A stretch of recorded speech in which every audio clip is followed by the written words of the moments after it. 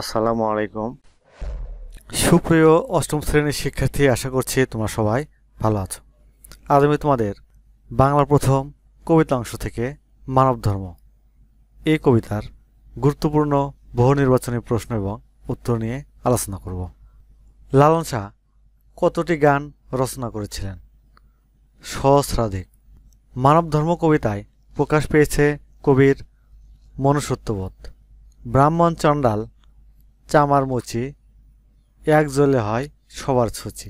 উদ্ধৃতাংশে মানব ধর্ম কবিতায় কোন মনোভাবের প্রতিফলন ঘটেছে? সাম্যবাদ। লালন শাহের জীবনীর কোন বিষয় নিয়ে মতভেদ আছে? জন্ম। লালন শাহের গানের বৈশিষ্ট্য কী? আধ্যাত্মিক ভাব ও মরমী রসব্যঞ্জনা। মূলে এক জল, চরণে লালন শাহ। জল বলতে বুঝিয়েছেন জাত। নিচের উদ্দীপকটি পড়ে 11-12 নং প্রশ্নের উত্তর দাও।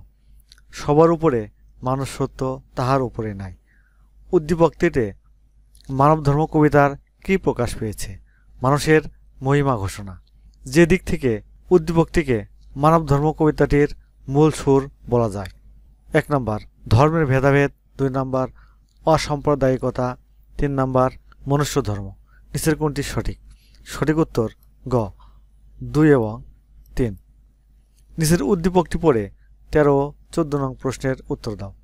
আমিরুল মিয়া ও অরিত্র মজুমদার একে অন্যের প্রতিবেশী, কিন্তু দুজনেই ভিন্ন ভিন্ন পথে চলাফেরা করেন। দুজনের দেখা হলেও কাছাকাছি এসে কথা বলেন না। তাদের বিশ্বাস এতে অমঙ্গল হবে।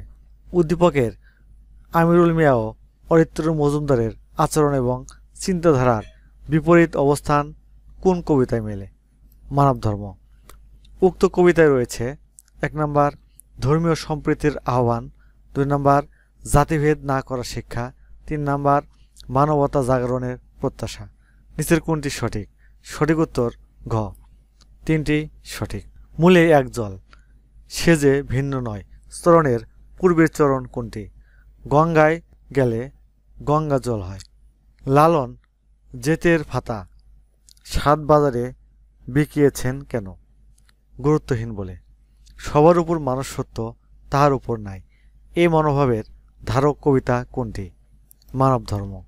লালন শাহের গানের বিশেষ বৈশিষ্ট্য কী? আধ্যাত্মিকতা। নবাব সাহেব সর্বত্র নিজের নবাব বংশের গরিমা দেখান। উদ্দীপকে বংশের সাথে মানব ধর্ম কবিতার কোনটির সাদৃশ্য আছে? বংশগৌরব। মানব ধর্ম কবিতার মূল কথা কি?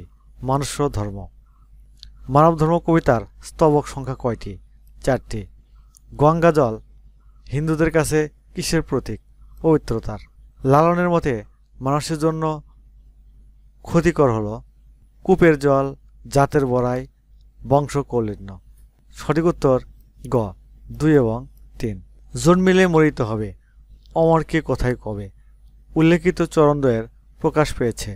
সঠিক উত্তর খ, জীবন ক্ষণস্থায়ী। কিসের মধ্য দিয়ে লালন শাহ দর্শন প্রকাশ পেয়েছে? গান। লালন শাহ কত খ্রিস্টাব্দে জন্মগ্রহণ করেন? 1772। সিরাজ শাহ কি ছিলেন? সাধক। লালন শাহকে মানবতার কবি বলা হয় কেন? মানব ধর্ম লালন করেন বলে। লালন শাহের কাছে কোন ধর্ম আসল? মানব ধর্ম। লালন শাহের কোন পরিচয়টি প্রধান? মরমী কবি। কত খ্রিস্টাব্দে লালন শাহ মৃত্যুবরণ করেন? 1890। কেউ মালা, কেউ তসবি গলায়, তাইতে কি জাত ভিন্ন বলায়। কথাটির মর্মার্থ কী? মানুষের রূপ ভিন্ন হলেও জাত অভিন্ন। মূলে এক জল, সে যে ভিন্ন নয়। পঙ্ক্তুক্তির ভাবার্থ কী? সব মানুষ সমান। লালন শাহের মতে মালা বা তসবি দিয়ে কিসের পার্থক্য করা যায় না? জাতের। কূপ জল গঙ্গায় গেলে কি নামে অভিহিত হয়? গঙ্গা জল। পানিকে ভিন্ন ভিন্ন নামে অভিহিত করা হয় কিসের ভিত্তিতে? পাত্রের। ধর্ম বা সম্প্রদায়গত পরিচিতির চেয়ে মানুষ হিসেবে পরিচয়টা কবির কাছে বড় কেন? মানব ধর্ম শ্রেষ্ঠ বলে। মানব ধর্ম কবিতায় কবি কোন জিনিসটি নিয়ে বাড়াবাড়ি করতে নিষেধ করেছেন? জাতপাত। মানব ধর্ম কবিতায় যথাতথা শব্দটি কী অর্থে ব্যবহৃত হয়েছে যেখানে সেখানে। মানবধর্ম কবিতায় মূলে এক জল, এখানে মূলে বলতে কি বোঝানো হয়েছে প্রকৃতপক্ষে? মানবধর্ম কবিতায় জন্ম মৃত্যুকালে মানুষ কেমন থাকে? সমান। পথশিশু নরশিশু দিদি মাঝে পড়ে, দোহারে বাঁধিয়া দিল পরিচয় ডোরে। লাইন দুটি মূল ভাব নিচের কোন কবিতায় প্রকাশ পেয়েছে? মানবধর্ম। শোনো হে মানুষ ভাই, সবার উপরে মানুষ সত্য, তাহার উপরে নাই। উদ্দীপকে ফুটে ওঠা অনুভূতি নিচের কোন কবিতায় প্রকাশ পেয়েছে? মানবধর্ম।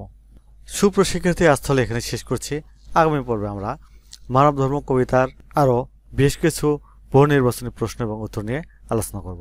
সুপ্রশিক্ষার্থী, তোমরা এখনও যারা সোহান অনলাইন স্কুল চ্যানেলটি সাবস্ক্রাইব করোনি, তারা প্লিজ সাবস্ক্রাইব করবে এবং ভিডিওতে লাইক দিয়ে দেবে।